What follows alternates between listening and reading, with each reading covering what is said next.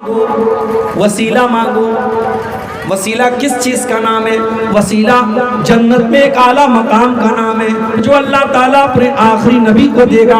اللہ کے نبی فرماتے ہیں کہ تم میرے لیے اللہ سے وسیلہ مانگو. تو ہم کیسے وسیلہ مانگیں گے؟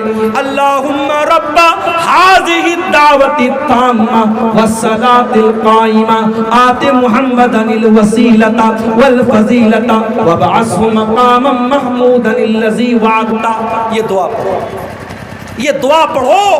اور یہ دعا پڑھنے کے بعد اللہ کے نبی فرماتے ہیں جس نے اذان کا جواب دیا اور اس کے بعد میرے اوپر درود پڑھا اور اس کے بعد میرے لیے اللہ سے وسیلہ مانگا، حلت لہ شفاعتی یوم القیامہ، قیامت کے دن میں ضرور اس کی شفاعت کروں گا. اس کے لیے قیامت کے دن میری شفاعت واجب ہو گئی. مگر بدعت کا معاملہ کیا ہے؟ بدعت کرنے والے اس کا الٹا کر دیتے ہیں اور آپ جا کے دیکھ لیجئے اذان کے پہلے درود پڑھا. مجھے نہیں پتا آپ کے یہاں کیا ماحول ہے. ہمارے یہاں کچھ لوگوں نے یہ ماحول بنا دیا ہے، میت کو قبر میں دفنانے کے بعد وہی قبر پہ کھڑے ہو کر کے اذان دینے لگتے ہیں، اللہ اکبر اللہ اکبر اشہد ان لا الہ الا اللہ، پوری اذان دینے لگتے ہیں. پوچھا گیا بھائی ابھی تو تم نے مردے کو دفنایا ہے، یہ مردے کو دفنا کر کے تم اذان کیوں دے رہے ہو؟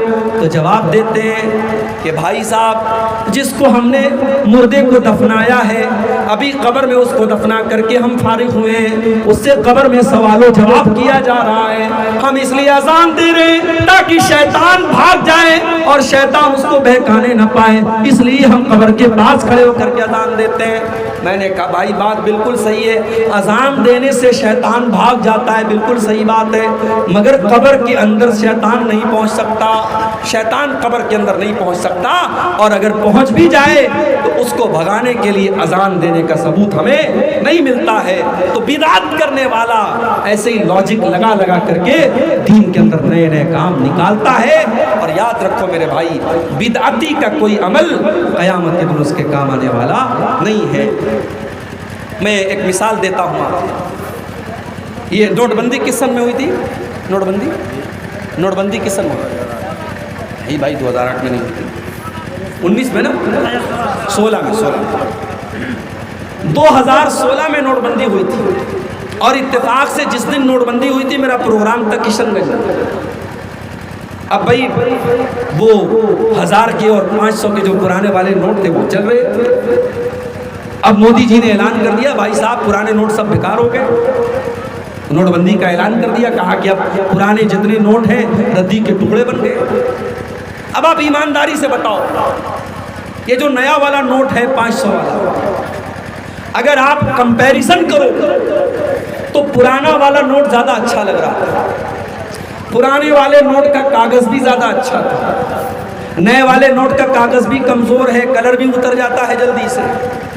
مگر اگر انڈین گورنمنٹ نے یہ اعلان کر دیا کہ اب پرانا نوٹ نہیں چلے گا تو آج آپ کے پاس 1 کروڑ روپیہ بھی اگر پرانے نوٹ والا ہے آپ اس کو مارکیٹ میں لے کے جائیں گے 100 روپے کی چیز بھی آپ کو نہیں ملے گی. 1 کروڑ روپے کا بھی نوٹ ہے اس کی کوئی ویلیو نہیں ہے. یہی معاملہ میرے بھائیوں دین کا ہے. دین کے اندر جس عمل کے اوپر جناب محمد رسول اللہ صلی اللہ علیہ وسلم کی مہر لگی ہے وہی عمل اللہ تعالیٰ کے یہاں قبول ہوگا. اور اگر اس عمل کے اوپر اللہ کے نبی کی مہر نہیں لگی ہے تو وہ عمل دیکھنے میں چاہے جتنا بھی اچھا کیوں نہ لگ رہا ہو اللہ تعالیٰ کے اس عمل کی کوئی ویلیو نہیں.